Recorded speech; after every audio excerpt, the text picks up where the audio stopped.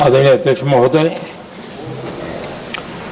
मैं इस सम्मानित सदन में पश्चिम एशिया में चल रहे संघर्ष और इसकी वजह से भारत के सामने आई चुनौतियों पर बात रखने के लिए उपस्थित हुआ हूं। इस समय पश्चिमी एशिया की हालत चिंताजनक है। बीते 2-3 हफ्तों में जयशंकर जी ने और हरदीप पुरी जी ने इस विषय पर सदन को जरूरी जानकारी दी है। अब इस संकट को 3 सप्ताह से ज्यादा हो रहा है। इसका पूरे विश्व की अर्थव्यवस्था पर, लोगों के जीवन पर बहुत ही विपरीत असर हो रहा है।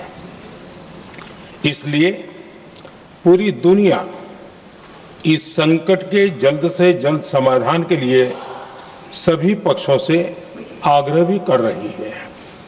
अध्यक्ष महोदय, भारत के सामने भी इस युद्ध ने अप्रत्याशित चुनौतियां खड़ी कर दी हैं। ये चुनौतियां आर्थिक भी हैं, नेशनल सिक्योरिटी से जुड़ी भी हैं और मानवीय भी है। युद्धरत और युद्ध से प्रभावित देशों के साथ भारत के व्यापक व्यापारिक रिश्ते हैं। जिस क्षेत्र में युद्ध हो रहा है वो दुनिया के दूसरे देशों के साथ हमारे व्यापार का भी एक महत्वपूर्ण रास्ता है। विशेष रूप से कच्चे तेल और गैस की हमारी जरूरतों का एक बड़ा हिस्सा यही क्षेत्र पूरा करता है। हमारे लिए ये रीजन एक और कारण से भी अहम है। लगभग 1 करोड़ भारतीय खाड़ी देशों में रहते हैं और वहां काम करते हैं। वहां समंदर में जो कमर्शियल शिप चलते हैं उनमें भारतीय क्रू मेंबर्स की संख्या भी बहुत अधिक है। ऐसे अलग अलग कारणों के चलते भारत की चिंताएं स्वाभाविक रूप से अधिक है। इसलिए ये आवश्यक है कि भारत की संसद से इस संकट को लेकर एक मत और एकजुट आवाज दुनिया में जाए।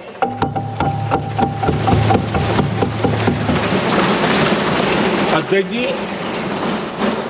जब से ये युद्ध शुरू हुआ है तब से ही प्रभावित देशों में हर भारतीय को जरूरी मदद दी जा रही है। मैंने खुद पश्चिम एशिया के ज्यादातर देशों के राष्ट्राध्यक्षों के साथ 2 राउंड फोन पर बात की है। सभी ने भारतीयों की सुरक्षा का पूरा आश्वासन दिया है। दुर्भाग्य से इस दौरान कुछ लोगों की दुखद मृत्यु हुई है और कुछ घायल हुए हैं। ऐसे मुश्किल हालात में परिवारजनों को आवश्यक मदद दी जा रही है।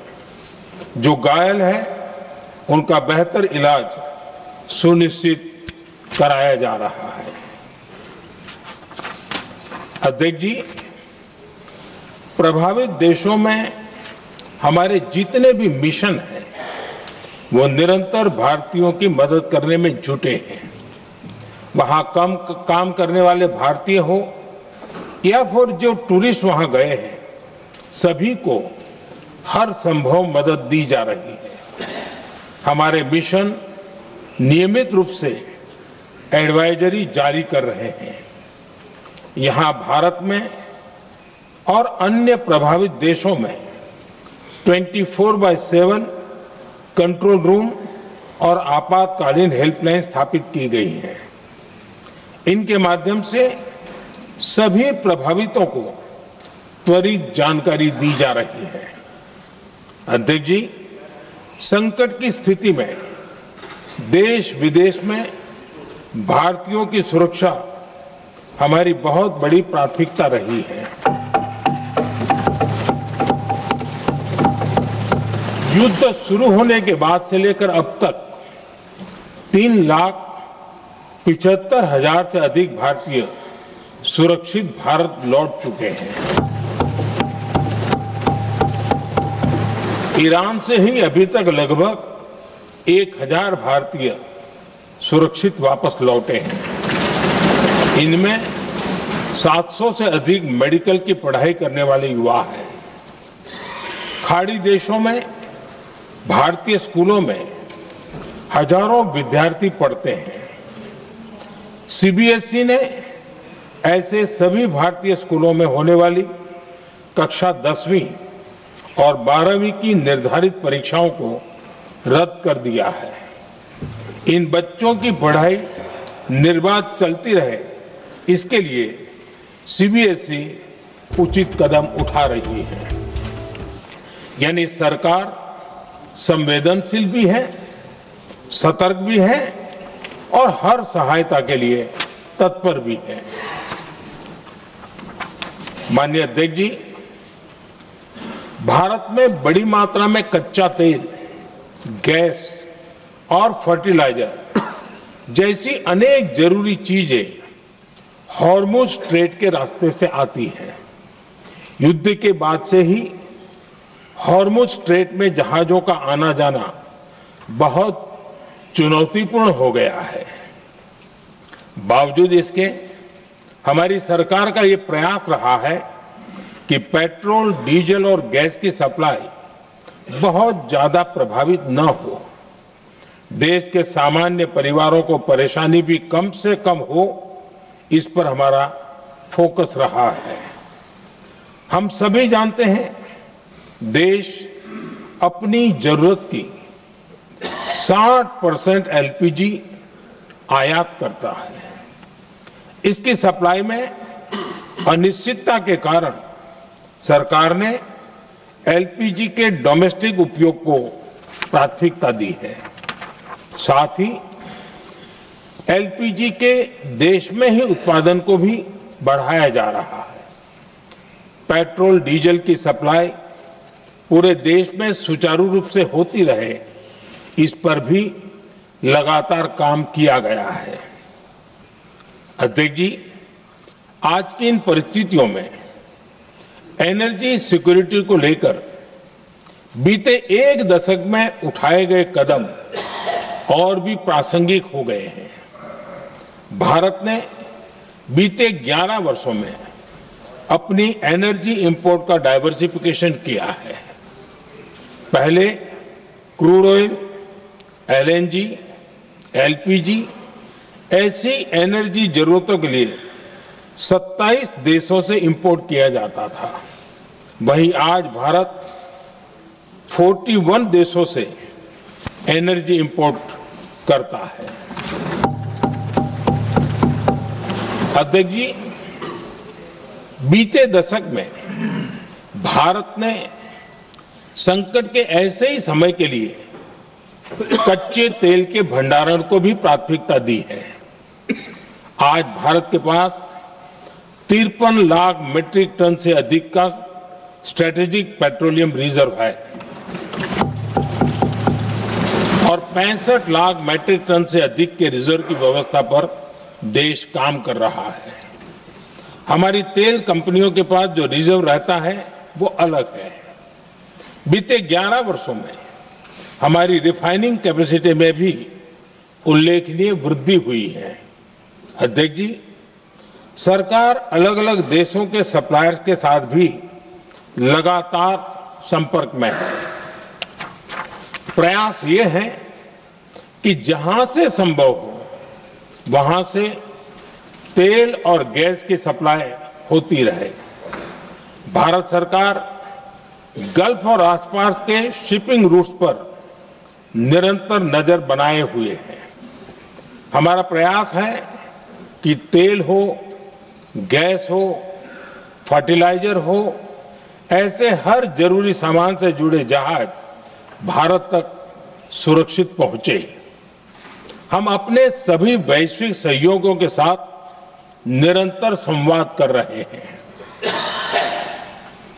ताकि हमारे मैरीटाइम कॉरिडोर सुरक्षित रहे।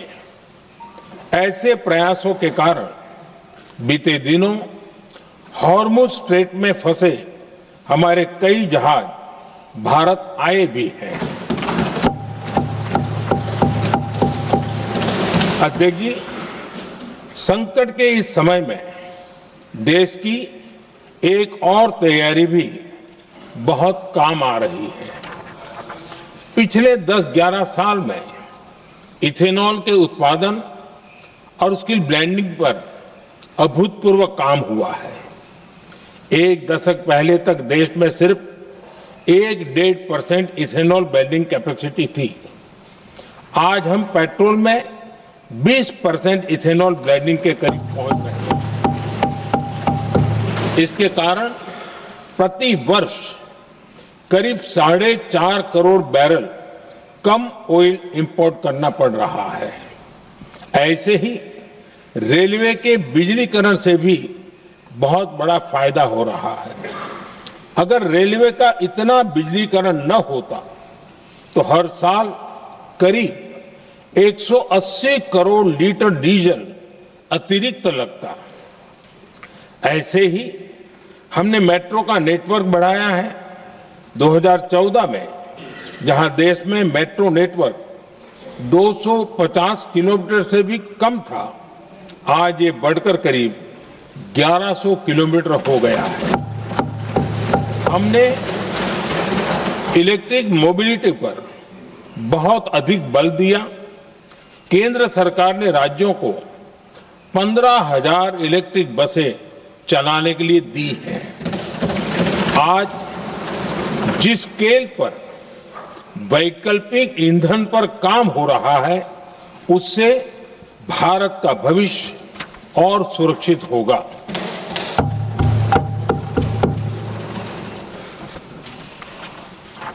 आदरणीय अध्यक्ष जी, हम जानते हैं कि एनर्जी आज इकोनॉमी की रीढ़ है और ग्लोबल एनर्जी नीड्स को पूरा करने वाला एक बड़ा सोर्स वेस्ट एशिया है। स्वाभाविक है कि दुनिया भर की अर्थव्यवस्था वर्तमान संकट से प्रभावित हो रही है और भारत पर इसका कम से कम दुष्प्रभाव हो, इसके लिए निरंतर प्रयास किए जा रहे हैं। सरकार इसके शॉर्ट टर्म, मीडियम टर्म और लॉन्ग टर्म ऐसे हर असर के लिए एक रणनीति के साथ काम कर रही है। आज भारत की इकोनॉमी के फंडामेंटल्स मजबूत है। इससे भी देश को बहुत मदद मिली है। हम हर सेक्टर के स्टेक होल्डर्स के साथ चर्चा कर रहे हैं। जहां भी जरूरत है उस सेक्टर को आवश्यक सपोर्ट दिया जा रहा है। भारत सरकार ने एक इंटर मिनिस्ट्रियल ग्रुप भी बनाया है। ये ग्रुप हर रोज मिलता है और हमारे इंपोर्ट एक्सपोर्ट में आने वाली हर दिक्कत का आकलन करता है और ये ग्रुप आवश्यक समाधान पर भी निरंतर काम करता है। मुझे पूरा भरोसा है कि सरकार और इंडस्ट्री के साझा प्रयासों से हम परिस्थितियों का बेहतर सामना कर पाएंगे। माननीय अध्यक्ष जी, एक बड़ा सवाल ये है कि युद्ध का खेती पर क्या प्रभाव होगा। देश के किसानों ने हमारे अन्न के भंडार भर रखे हैं, इसलिए भारत के पास पर्याप्त खाद्यान्न है। हमारा ये भी प्रयास है कि खरीफ सीजन की ठीक से बुआई हो सके। सरकार ने बीते सालों में आपात स्थिति से निपटने के लिए खाद की पर्याप्त व्यवस्था भी की है। अतीत में भी हमारी सरकार ने दुनिया के संकटों का बोझ किसानों पर नहीं पड़ने दिया था। कोरोना और उस समय के युद्धों के दौरान उस समय भी ग्लोबल सप्लाई चेन में डिस्ट्रप्शन आ गई थी। दुनिया के बाजार में यूरिया की एक बोरी 3,000 रुपये तक पहुंच गई, लेकिन भारत के किसानों को वही बोरी 300 रुपये से भी कम कीमत में उपलब्ध कराई गई। अध्यक्ष जी, देश के किसानों को इस प्रकार के संकटों से बचाने के लिए भी बीते वर्षों में अनेक कदम उठाए गए हैं। पिछले एक दशक में देश में 6 यूरिया प्लांट शुरू किए गए हैं। इससे सालाना 76 लाख मैट्रिक टन से अधिक की यूरिया प्रोडक्शन कैपेसिटी जुड़ी है। इस दौरान डीएपी और एनपीकेएस जैसी खाद का घरेलू उत्पादन भी करीब 50 लाख मैट्रिक टन बढ़ाया गया है। इतना ही नहीं, तेल और गैस की तरह खाद के आयात को भी डाइवर्सिफाई किया गया है। ऐसे ही डीएपी और एनपीके के आयात के लिए भी हमने अपने विकल्पों को विस्तार किया है। अध्यक्ष जी, सरकार ने देश के किसानों को made in India nano urea का विकल्प भी दिया है। सरकार किसानों को प्राकृतिक खेती के लिए भी प्रोत्साहित कर रही है। पीएम कुसुम योजना के तहत किसानों को 22 लाख से ज्यादा सोलर पंप दिए गए हैं। इससे भी डीजल पर उनकी निर्भरता कम हुई है। मैं सदन के माध्यम से देश के किसानों को विश्वास दिलाता हूं कि सरकार किसानों की हर संभव मदद करती रहेगी। आदरणीय अध्यक्ष जी, युद्ध का एक बहुत बड़ा चैलेंज ये भी है कि भारत में गर्मी का मौसम शुरू हो रहा है। आने वाले समय में बढ़ती गर्मी के साथ बिजली की डिमांड बढ़ती जाएगी। फिलहाल देश के सभी पावर प्लांट्स के पर्याप्त कोल स्टॉक्स उपलब्ध है। भारत ने लगातार दूसरे साल 100 करोड़ टन कोयला उत्पादन करने का रिकॉर्ड बनाया है। पावर जनरेशन से लेकर पावर सप्लाई तक के हमारे सभी सिस्टम की निरंतर मॉनिटरिंग भी की जा रही है और सरकार की तैयारियां उसको रिन्यूएबल एनर्जी से भी मदद मिली है। बीते दशक में रिन्यूएबल एनर्जी की तरफ देश ने बड़े कदम उठाए हैं। आज हमारी total installed power generation capacity का आधा हिस्सा रिन्यूएबल सोर्स से आता है। हमारी कुल रिन्यूएबल क्षमता आज 250 गीगावाट के ऐतिहासिक आंकड़े को पार कर गई है। बीते 11 वर्षों में देश ने अपनी सोलर पावर कैपेसिटी करीब 3 गीगावाट से बढ़ाकर 140 गीगावाट तक पहुंचाई है। बीते वर्षों में देश में करीब 40 लाख रूफटॉप सोलर लगे हैं। इसमें पीएम सूर्यघर मुफ्त बिजली योजना से भी लोगों को काफी मदद मिली है। गोवर्धन योजना के तहत देश में आज 200 कॉम्प्रेस्ड बायोगैस प्लांट भी काम करना शुरू कर चुके हैं। ये सारे प्रयास आज देश के बहुत काम आ रहे हैं। सरकार ने भविष्य की तैयारी और बढ़ाते हुए शांति एक्ट माध्यम से देश में न्यूक्लियर एनर्जी के उत्पादन को भी प्रोत्साहित किया है। कुछ ही दिन पहले small hydro power development scheme को भी हरी झंडी दी गई है, जिससे अगले 5 वर्षों में 1500 मेगावाट नई हाइड्रो पावर कैपेसिटी जोड़ी जाएगी। आदरणीय अध्यक्ष जी, जहां तक डिप्लोमेसी की बात है, भारत की भूमिका स्पष्ट है। शुरुआत से ही हमने इस संघर्ष को लेकर अपनी गहरी चिंता व्यक्त की है। मैंने स्वयं भी पश्चिम एशिया की सभी संबंधित नेताओं से बातचीत की है। मैंने सभी से तनाव को कम करने और इस संघर्ष को खत्म करने का आग्रह किया है। भारत ने नागरिकों, एनर्जी और ट्रांसपोर्ट से जुड़े इंफ्रास्ट्रक्चर पर हमलों का विरोध किया है। कमर्शियल जहाजों पर हमला और हॉर्मुज स्ट्रेट जैसे अंतर्राष्ट्रीय जलमार्ग में रुकावट अस्वीकार्य है।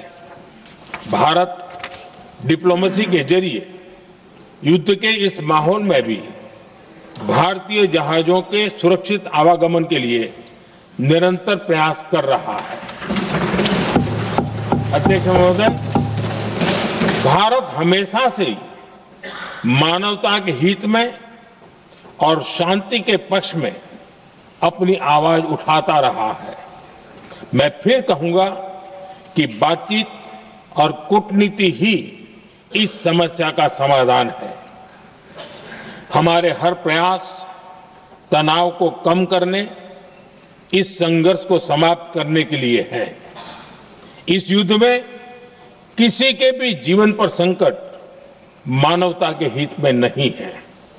इसलिए भारत का प्रयास सभी पक्षों को जल्द से जल्द शांतिपूर्ण समाधान के लिए प्रोत्साहित करने का है। अध्यक्ष जी, जब ऐसे संकट आते हैं तो कुछ तत्व इसका गलत फायदा उठाने की कोशिश भी करते हैं। इसलिए कानून व्यवस्था सुनिश्चित करने वाली सभी एजेंसियों को अलर्ट पर रखा गया है। कोस्टल सिक्योरिटी हो, बॉर्डर सिक्योरिटी हो, साइबर सिक्योरिटी हो, स्ट्रेटेजिक इंस्टॉलेशंस हो, सबकी सुरक्षा को और मजबूत किया जा रहा है। अध्यक्ष जी, इस युद्ध के कारण दुनिया में जो कठिन हालात बने हैं, उनका प्रभाव लंबे समय तक बने रहने की आशंका है। इसलिए हमें तैयार रहना होगा, हमें एकजुट रहना होगा।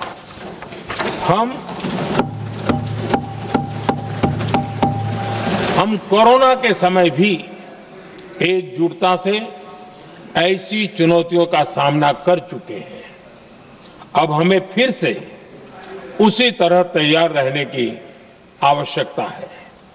धीरज के साथ, संयम के साथ, शांत मन से हमें हर चुनौती का मुकाबला करना है और यही हमारी पहचान है, यही हमारी ताकत है। और हां, हमें बहुत सावधान और सतर्क भी रहना है। हालात का फायदा उठाने वाले झूठ फैलाने का प्रयास करेंगे, ऐसे लोगों की कोशिशों को सफल नहीं होने देना है। मैं देश की सभी राज्य सरकारों से भी इस सदन के माध्यम से आग्रह करूंगा, ऐसे समय में कालाबाजारी करने वाले, जमाखोरी करने वाले एक्टिव हो जाते हैं। इसके लिए कड़ी मॉनिटरिंग जरूरी है। जहां से भी ऐसी शिकायतें आती हैं, वहां त्वरित कार्रवाई होनी चाहिए।